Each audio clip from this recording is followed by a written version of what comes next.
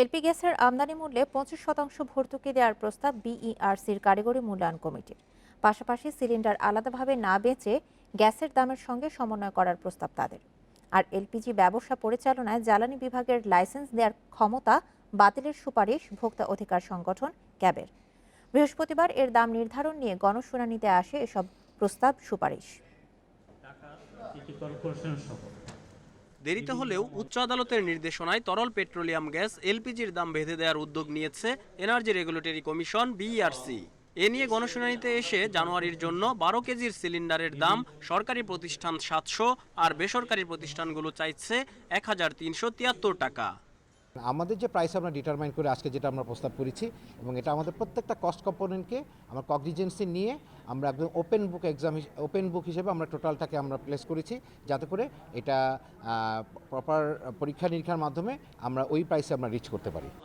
এর বিপরীতে এলপিজির দাম কমাতে প্রতিষ্ঠান পরিচালনার ব্যয়ে স্বচ্ছতা আনা, নিয়ন্ত্রক সংস্থার হয়রানি বন্ধ ও পরিবহন খরচ কমাতে নীতিগত সহায়তা দেওয়ার সুপারিশ করেন ভোক্তা প্রতিনিধিরা।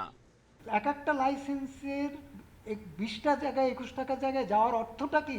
শুধু সময় ক্ষেপণ না, তাদেরকে অন্ধকারে পয়সাও দিতে হয়। জ্বালানি বিভাগ কর্তৃক প্রণীত এলপিজি গ্যাস অপারেশন লাইসেন্সিং নীতিমালা 2017 বাতিল এবং 2012 সালে বিআরসি কর্তৃক প্রণীত ভোক্তা পর্যায়ে পেট্রোলিয়াম পদার্থের মূল্যহার নির্ধারণ সংক্রান্ত 3টি প্রবিধানমালা গেজেটে প্রকাশ করার প্রস্তাব করা হলো।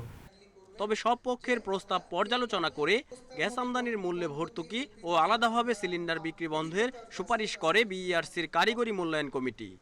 25% সাবসিডি, সেটি আমরা বলেছি এটি ইম্পোর্ট পর্যায়ে, অর্থাৎ যা আমদানি পর্যায়ে এটি সাবসিডি হিসেবে প্রদান করা।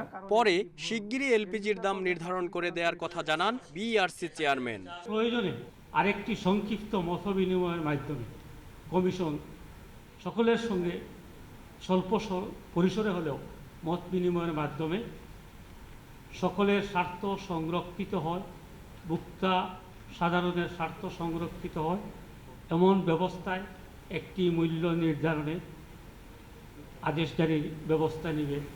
শুনানিতে অংশ নেয়া সব পক্ষের লিখিত বক্তব্য 21 জানুয়ারি পর্যন্ত গ্রহণ করবে এনার্জি রেগুলেটরি কমিশন।